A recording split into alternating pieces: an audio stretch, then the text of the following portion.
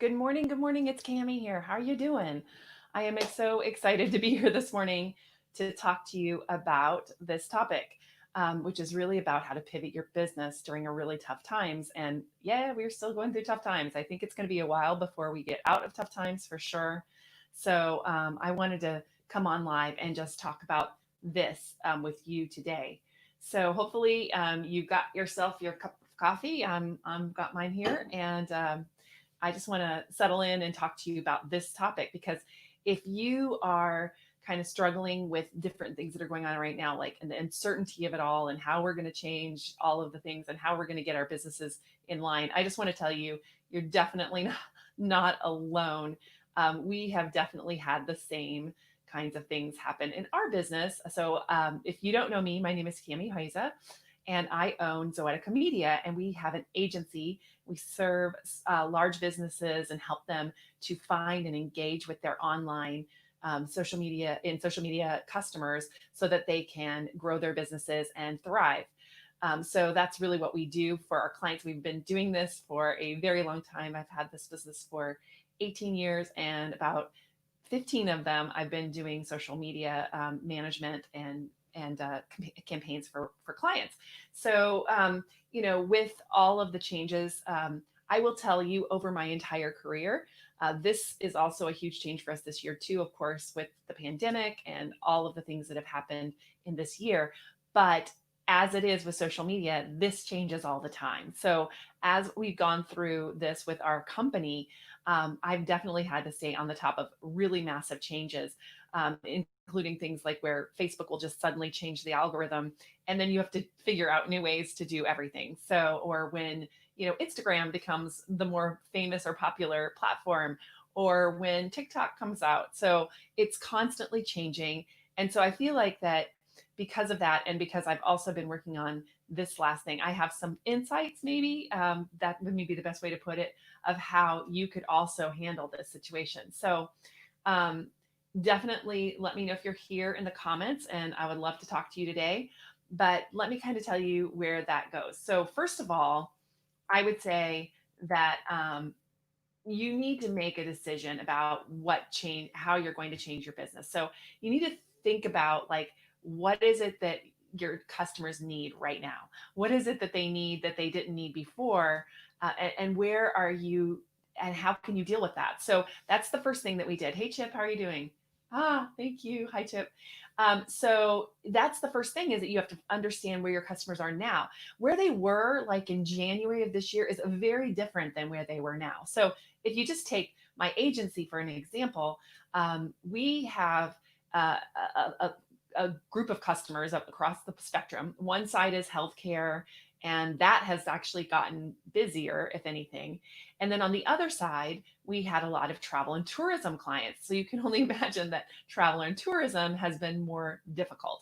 And so we had certain revenue goals for the year so far, and it was we were not meeting them in that particular area. That particular area was out, and so we were looking at how do we, you know, engage our customers in a different way, the way that they want to be engaged right now, the way that they can afford to be engaged right now, the way that it would be the most helpful for them. And if you always come from that point of view of like, what's most helpful for my customers right now, and then you create the things that are really important for that, then there you go. So here's what we did. We had been thinking for a long time about doing an online course and working with smaller businesses, because we work with big businesses. We work with SeaWorld and um, a Methodist hospital system, and we've worked with PayPal and Google and the American Red Cross, and we've worked with all these giant clients. And so, and we love working with our clients. We do.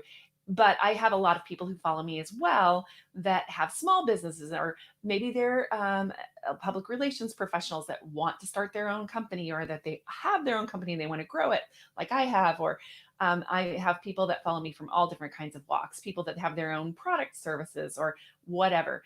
And I started the Houston Social Media Breakfast for that reason several years ago, about 11 years ago now, because of that. I knew that I could help them there. And so I did. But I've also had a lot of people say, start an online course. And I've kind of resisted that for lots of reasons. But last year, I decided that I really wanted to go for that. And I've been working on it, working on it, working on it. And guess what? Perfectionism. So that was the number one thing. So I said, you need to make a decision to put something out in the marketplace. It was clear that people wanted it. They've asked me for it multiple times. They have done all of that, but I started like working on making it perfect. And it took me a while. So this year, as I was standing in San Francisco, actually for our vacation before all of this kind of changed, the world changed, I was watching the cruise ship with all of the passengers on it that had COVID come into the Bay Area. And I knew that it was time for me to move. I had to move and move faster than I ever had. And so I just put away all of that fear, doubt, you know, working on perfectionism and said, no, we have to just go. And guess what? It's interesting, but every time you do that, every time that you do that, you're going to have a better situation than if you just think about things forever. So I put out that minimum viable product, if you want to call it that. I think it was still pretty good, but the bottom line is we put Smart Social Secrets out into the marketplace. We put it out into the marketplace, and we made a decision. It was based on data. It was based on research. It was based on what people had told me before. It was based on what I knew my customers needed now. So if you haven't figured that out yet, that would be the first step for you, is to really start talking to your customers and finding out where they're having trouble, like what's stopping them right now. So that's would be the first step, right? So step one, figure out what your customers need right now. And then step two, develop what I call a proof of concept. So a product or a service to serve them. And so I don't know, what are you guys doing right now? Tell me in the comments what you are offering to your if you're offering something new, tell me what you're offering right now to your customers that you didn't offer before. Oh, hi, Anne-Marie. How are you doing? I just saw you. Hey. So yeah, tell me what you're doing right now. That would be great to hear from you, because that's really important to understand that that's the first step, is to make that decision that you're going to do it. That you're going to make that decision, you're going to do it, and do the research that you have to do to get it done.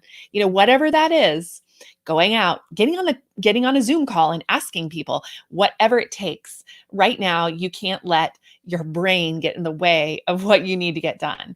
You have to serve your customers. Serve your customers, and then develop that proof of concept. So for Smart Social Secrets, we just ran the course. Now we're launching it again.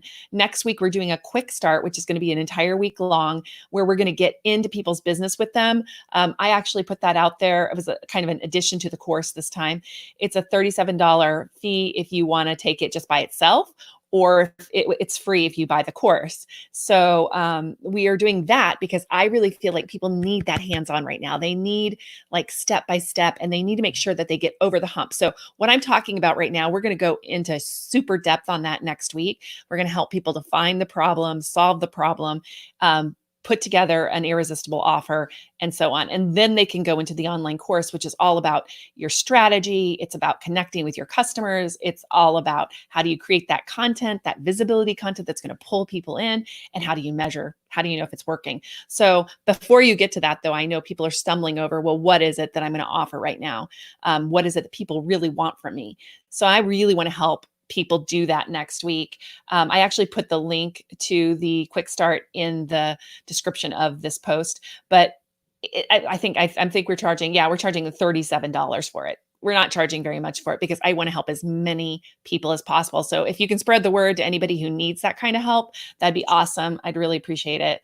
But that's something I want to really help people with next week. And my team's totally on board. So they're going to be working with my agency team. I'm bringing them in to help our clients. So that was one of the things that I saw that people needed, was that extra help. And so not only am I going to be in there every day helping people to like rework their business, but also my team will be there as well.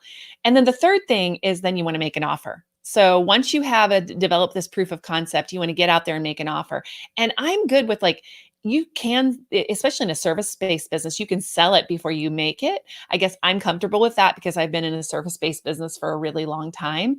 I know that with Kickstarter and all these other cool online platforms, even product service businesses are doing that now, which is cool. I mean, I think that makes people feel like they're part of the making of that particular thing. And that makes them more uh, has more affinity for that thing. And so I really love that we can do that. So really it's a three-step process, guys. And the first part is really just making the decision that you can do this and that you can find out what people's needs are and meet them.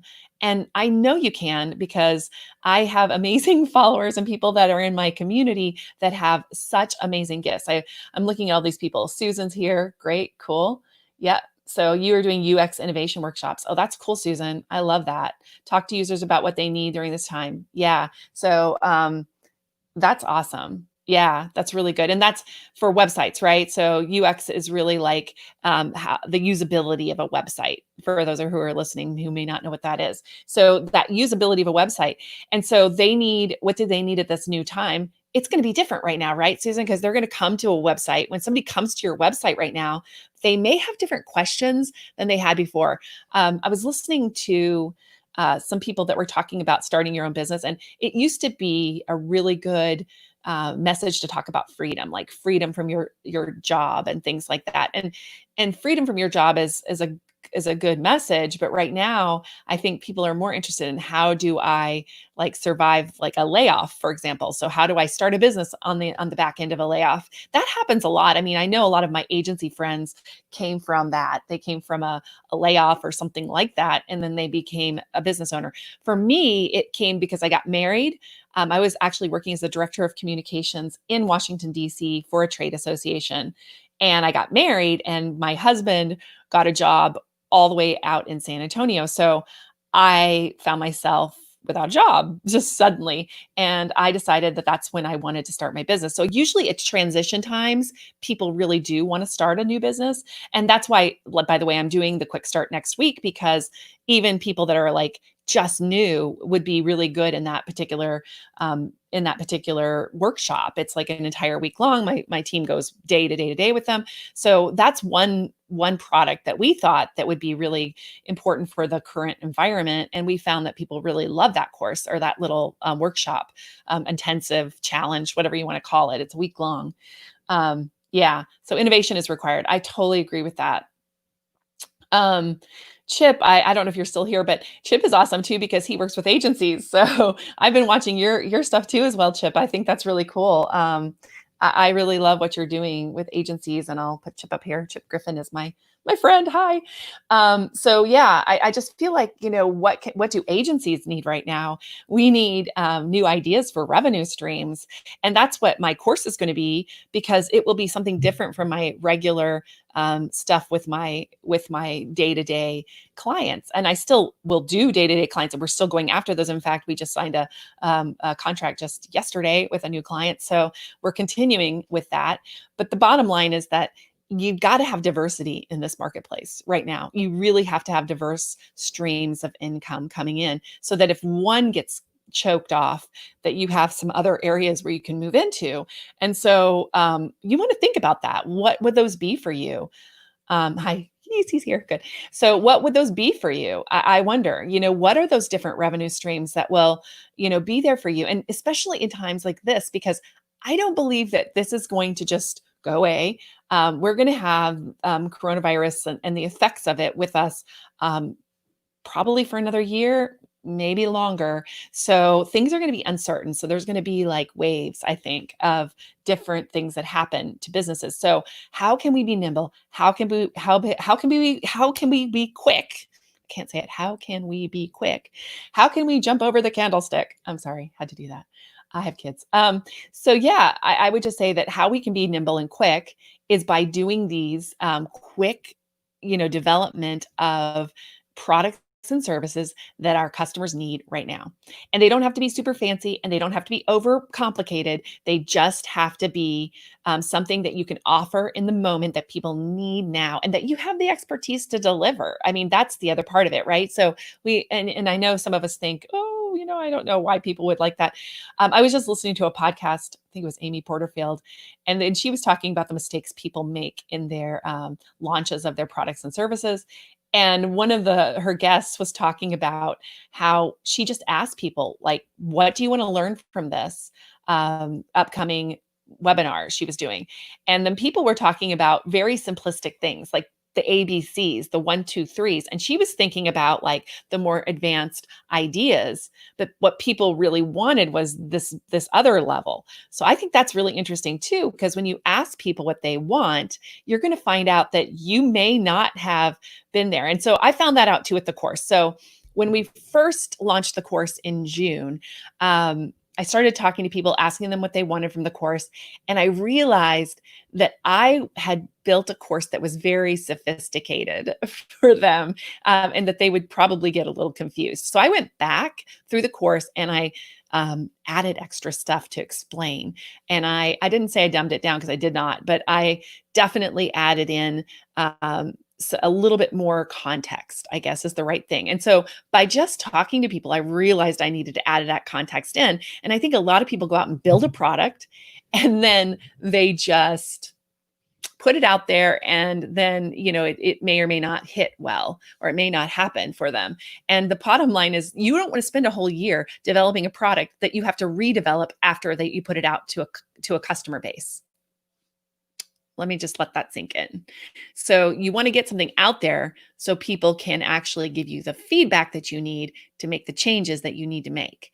And I know for a product, it's a little different because you've got to like create a product. So I know that's not 100% true, but definitely if you see it in the Kickstarter communities and stuff, people making comments about, different products and like what they would like to see included in the product. I've seen that in Kickstarter a lot. I don't know if you have, where they say, hey, could you make it in this color? Could you do this? Could you do that?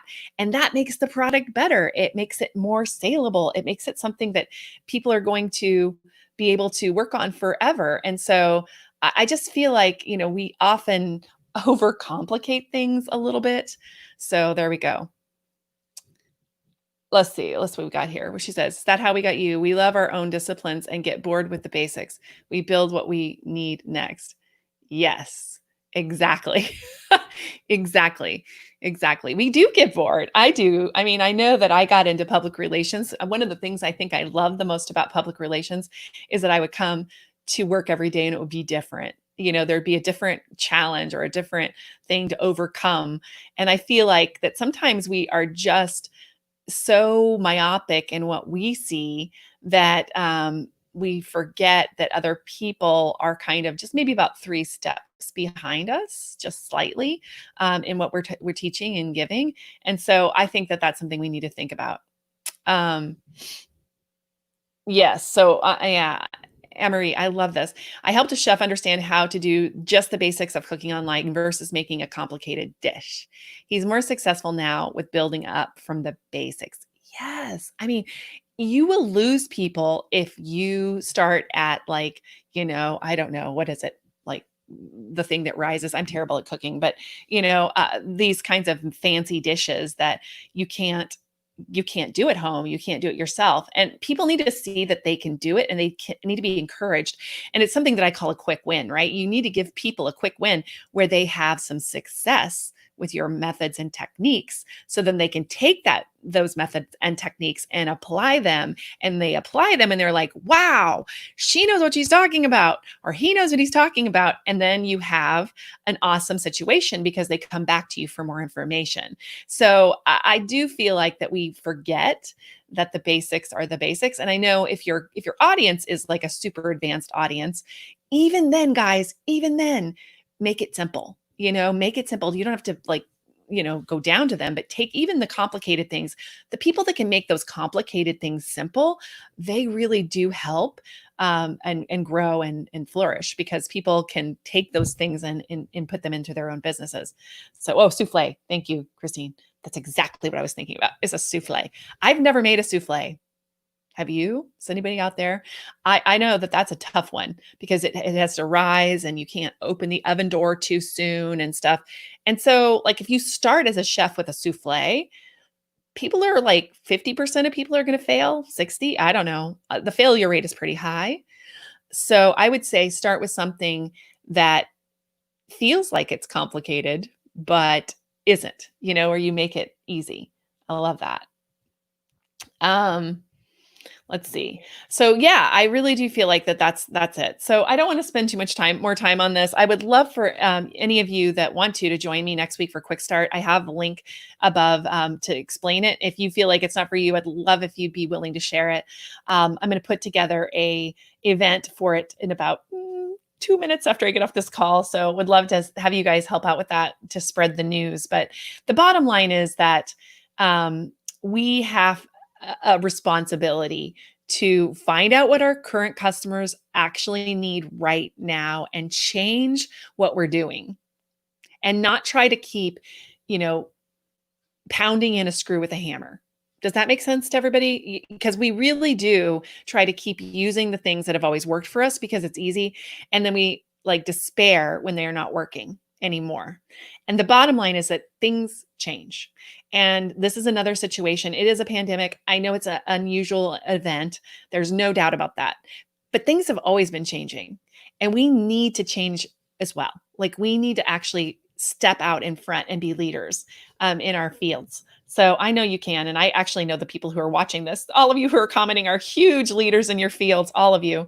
And I appreciate you standing here with me and listening to this. But tell me what you got out of this. Let me know if you're going to do anything differently because of this, because that'll make me happy if you do.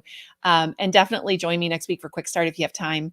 And if you think that it's something that would be great for you, but really, I'm going to walk through this whole system again next week, but in more detail. And we are going to put my entire team on it. So it's like hiring a social media agency for $37 for a week. That's really what it is. We're going to be all hands on deck for that. So again, I would love to have anybody there, and also I'd love to hear from you if you take any of these things and use them. So anyway, have a great day.